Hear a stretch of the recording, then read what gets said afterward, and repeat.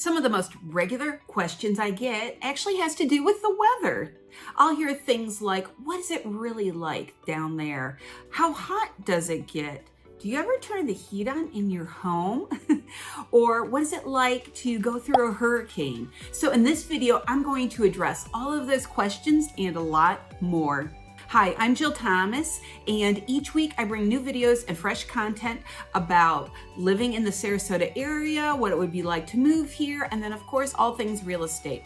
So if you've been thinking about making that big move, and you know you want to come to this area, or maybe you're still not sure yet and you're still trying to narrow that down, then this is the channel for you. So be sure to tap that subscribe button, hit the notification bell, and keep on watching.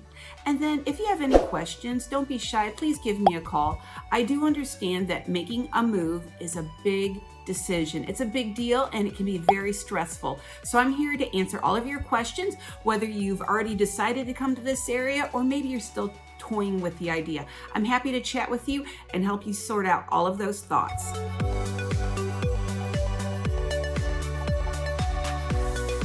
In this video, I'm going to cover 5 of the biggest weather-related experiences you might have if you were living in the Sarasota area. Now, in the video, I am going to include a number of statistics, and I pulled them from different websites. Not all the websites agreed completely, but I just ran with what I thought was most accurate. But in the end, it's going to give you a solid idea of what you're going to experience here. And then, of course, I also am going to tell some stories and give some other information based on what I experienced personally or friends and family. The first thing I want to share with you is the rain. We get plenty of rain here on the west coast of Florida. So much so we actually have a rainy season, which a lot of people are surprised about. The rainy season's basically like June, July, August, September. We could get 7 to 9 inches of rain each month, sometimes even up to 10 inches, just depending on the weather conditions. Outside of that, then we might get 1, 2, 3 inches of rain in those other months. Now, during rainy season, you might think, oh my goodness, does it just rain all the time? No. Typically, we expect it to rain every afternoon, just for a little bit. Sometimes it could be for 15 minutes, or it could be for an hour. You could go into the store and the Publix, the sun's shining, you come out, and then there's rain puddles on the, there's puddles on the ground. So sometimes it happens quite unexpectedly, and sometimes it rains very hard, sometimes it's a drizzle.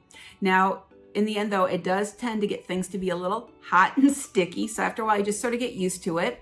I would recommend that you never leave your car windows unrolled because you're going to be at risk of going out to a wet car. Carry umbrellas with me everywhere. I've got them in my car, my office, at the house, although sometimes I just make a run for it because we get so used to it after a while. It's just something that you just tolerate, you just deal with. But otherwise it rains almost every afternoon here. Okay, number 2, let's talk about the temperatures. People always want to know, okay, how hot does it really get in the summertime? What does it feel like? Well, our hottest months, June, July, August, September, and honestly, I think August and September are the hottest months. And part of this has to do with the humidity as well. And I'm going to talk about that next, but let's just talk about the temperatures at first. So on the average, highs during those summer months, it's going to be like 89, 90 degrees. And then at the low end, I think it's like 77 to 80 degrees. So it never really truly cools off. It's pretty warm all the time. Now, growing up in Ohio, in Toledo, I remember in the summertime, it could get into the high 90s. It could even hit 100 degrees sometimes. We rarely see that. I mean, at the most, I would say it's like 92 degrees. I don't know, and maybe every so often it's a bit higher, but otherwise, I don't think it gets terribly hot in terms of that temperature. Now, it's nice because being here on the Gulf Coast, we do get nice cool breezes from the Gulf of Mexico. And then of course, everything is air conditioned. So our lifestyle's prepped for all of that heat. So every house is air conditioned. That's not an issue. Every commercial building's air conditioned. Just recently, I was having a conversation with somebody about the school buses for the public school system, and I just mentioned in passing that even the school buses are air conditioned, and they were surprised by that. So I don't know if the buses up north are air conditioned or not, or maybe not in their school district, but everything here is air conditioned. So we're prepped for that lifestyle of dealing with extended periods of heat. Now, our coolest months are really December, January, and February. So on average, highs, those temperatures are going to be 68 to 73 degrees. And on the low end, it's 56 to 60 degrees. So keep in mind, these are just averages. So sometimes it can be cooler. We do experience, even this last winter, I think it was a little bit cooler. Sometimes it was in the 40s at night. And so for us, that's very, very cold. So the reality of it is, in the winter time, sometimes I turn my heat on. It could be just maybe a couple days in a year, or it could be a couple weeks total, not usually consecutive days in a year. So we still use heat. We still use the seat heaters in my car. I use them at least. So we do the heat, we do fire pits. Some people have fireplaces. And so we do embrace that. We just start to use those things at higher temperatures than what you would use up north, because we do get chilled pretty easily. So once that temperature gets down below 60, sometimes even below 70, we start to feel it. We feel that difference. We're much more hypersensitive to those changes in the temperatures, and we have a lower tolerance level. I remember when I first moved here, and I thought, and we just laughed at people because we'd see them bundled up, you know, with long coats and gloves and everything.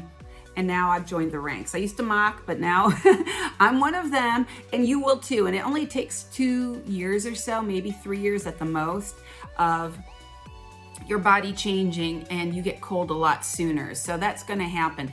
And for us too, it's nice just to wear something different throughout the year instead of wearing the same clothes.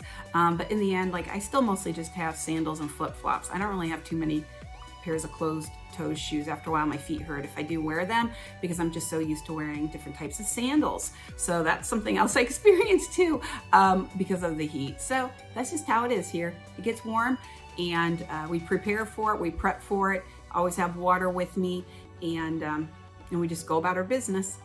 Number 3 is humidity. So yes, we do get a lot of humidity here, and it can get very sticky and icky feeling.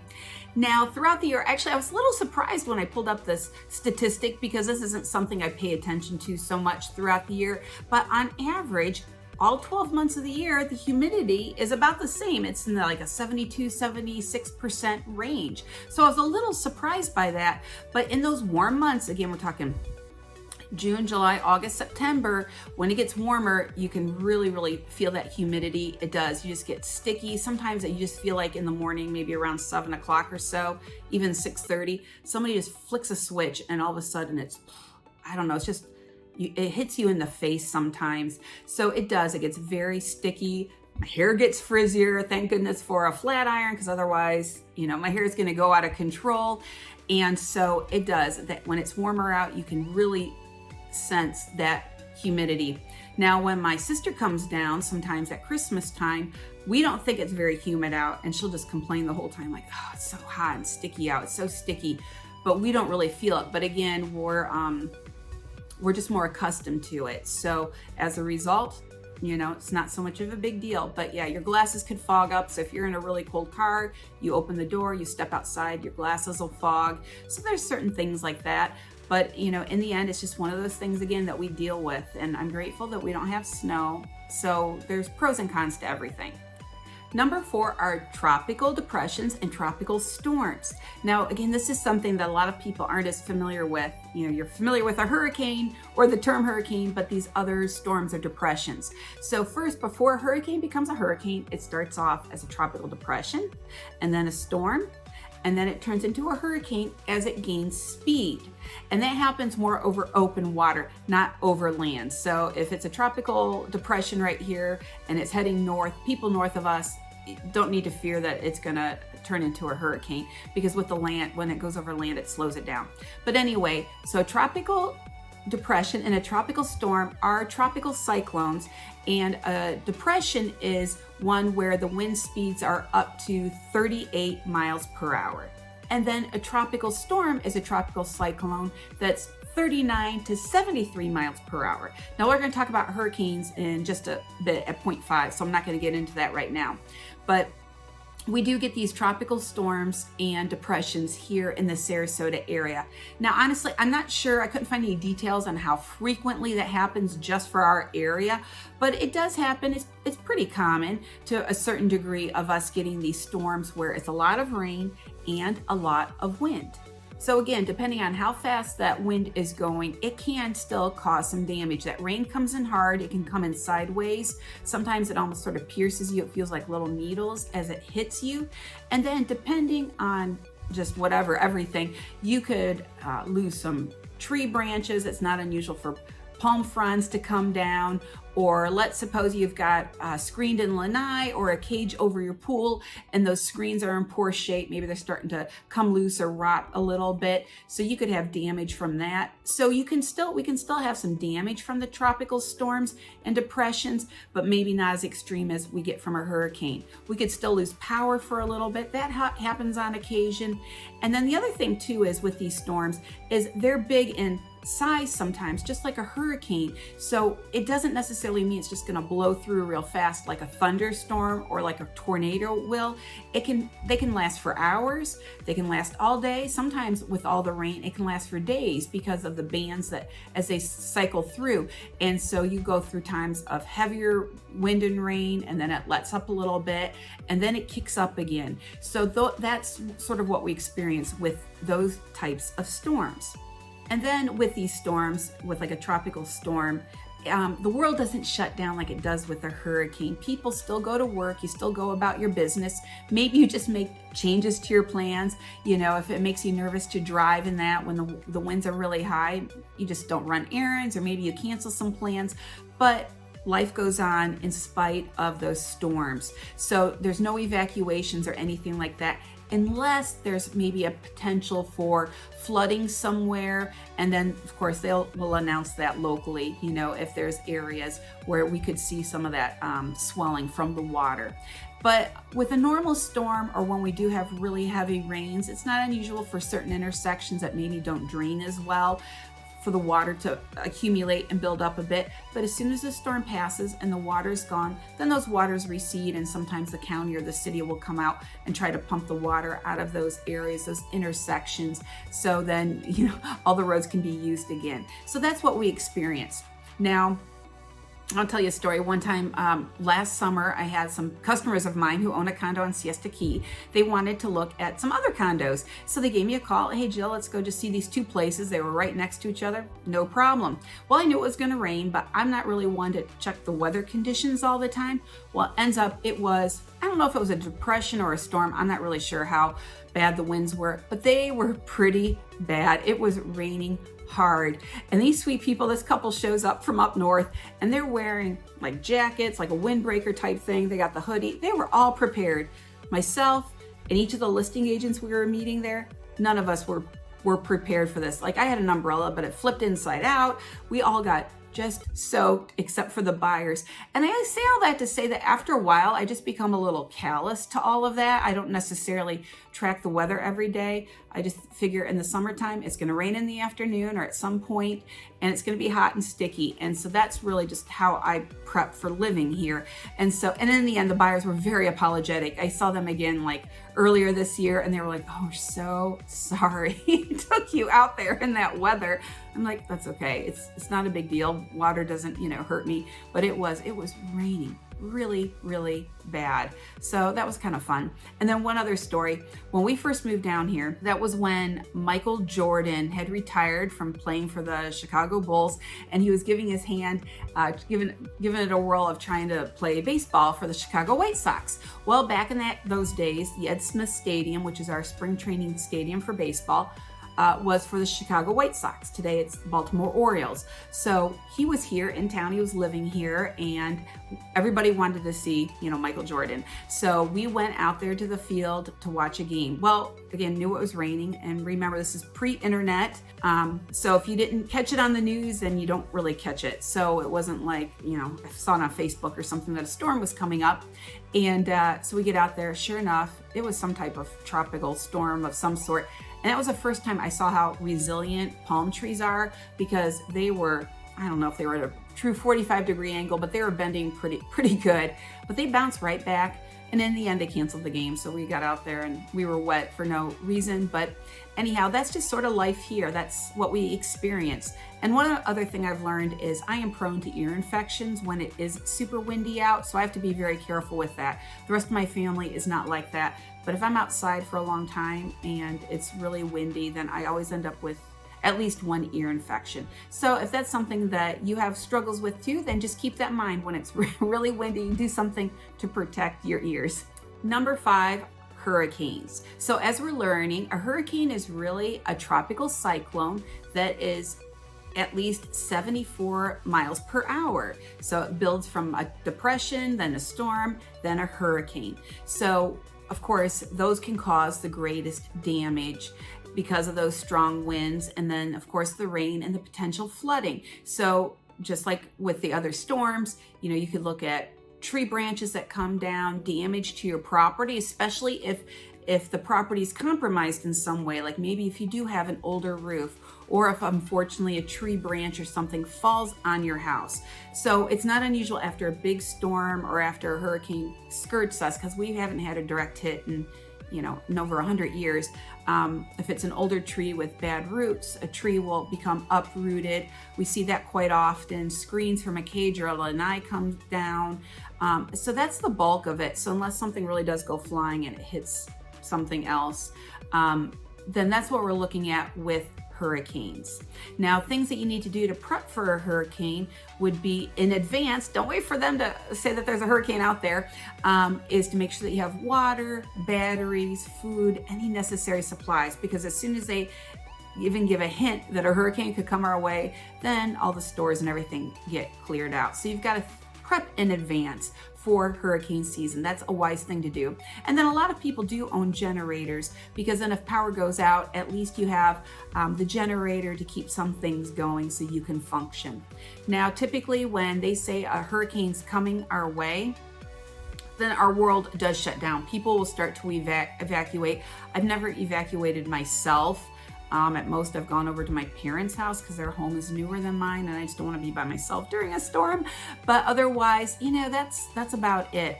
The Sarasota area has been very fortunate because we haven't had direct hits, and there's a few reasons why people think that we haven't.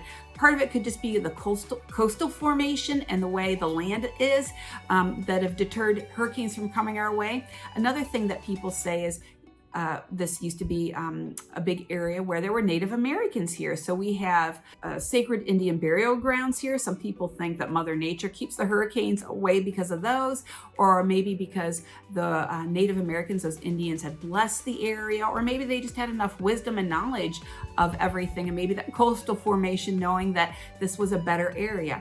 I don't know what the case truly is. I do want to say that we have been so blessed that we haven't had terrible direct hits. Again, we get the outskirts of it, so we do get some wind and everything. It's not like we don't get anything from a hurricane as they come through, but we've been very, very fortunate. And it doesn't mean that we won't get a direct hit. We're always at risk of that. But like I said, we've been very, very fortunate in over 100 years, not a direct hit. So that's a nice thing. And then I do want to mention about flood insurance. If you are in a flood zone and you have a mortgage, you have to have flood insurance. If you're not in a flood zone, you don't have to have it, but what it means is if you're not in a flood zone, it just means that your level of risk is very low. So if that's a concern to you, talk to your insurance agent about how much it might cost to have flood insurance on your property. And I think you'll be surprised at how low the rates would be. So then that might bring you a level of comfort. So keep that in mind as you're looking at properties, that flood zones are a very big deal in our area. There are definitely pros and cons to the weather here in Sarasota, Florida. It's so wonderful because we don't get any snow. Everything's so green and lush all the time. But then we do have a lot of rain. It can get very humid. And then, of course, those risks from the hurricanes or a tropical storm. So only you can decide what your comfort level is and what is okay with you, in terms of living here.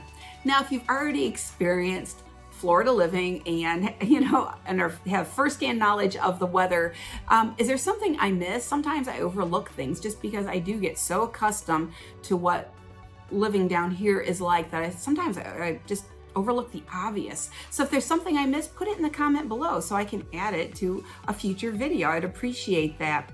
And again, if you have any questions about what it's like to live down here, about the weather, I've got other funny stories about living down here and things that we've experienced, then give me a call. I'm happy to chat with you and help you sort out whether or not this area might be a good fit for you. Now, if you like this video, please hit the like button.